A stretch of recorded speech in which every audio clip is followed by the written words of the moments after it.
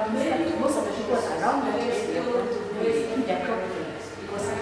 CIAT has put together knowledge sharing day on climate smart agriculture, but specifically on tools for prioritizing climate smart agriculture practices.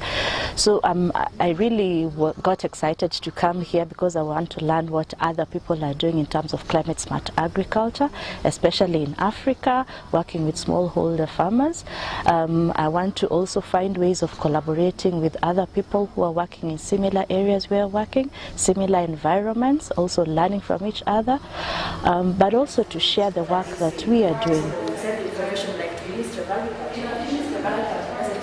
We are focusing on community-based adaptation, but really we are finding that we are ending up linking the climate smart agriculture world a lot more, because we find that adaptation, when you're talking about vulnerable populations, working with communities at the lower level, you still end up working with smallholder farmers. So climate smart agriculture becomes very relevant even to community-based adaptation.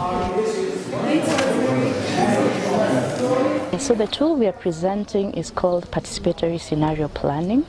It's a tool that focuses on enabling people to access climate information in the sense of seasonal forecasts, and then to take that seasonal forecast to understand what it means, what is it telling us, and then to translate it into information that is relevant at my local scale, relevant to my decision making, to the things I need to do, to actions I need to take, to support services I need to take, but also to inform how support services are given, who they are given to, and to what extent. So it's about decision-making tool informed by seasonal forecasts.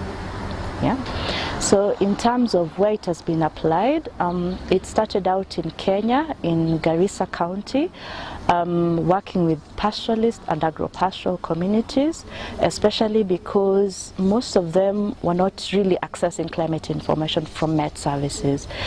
And for those who could, they didn't know how to make sense of it. How to make sense of it in terms of what's useful for them in their pastoralism, in their agro-pastoralism. But also in terms of local government, they also didn't know how does it inform the services they need to provide to the smallholder farmers to enable make good decisions about surviving through the season. Not just surviving, but being resilient to whatever possibilities the climate will throw at you.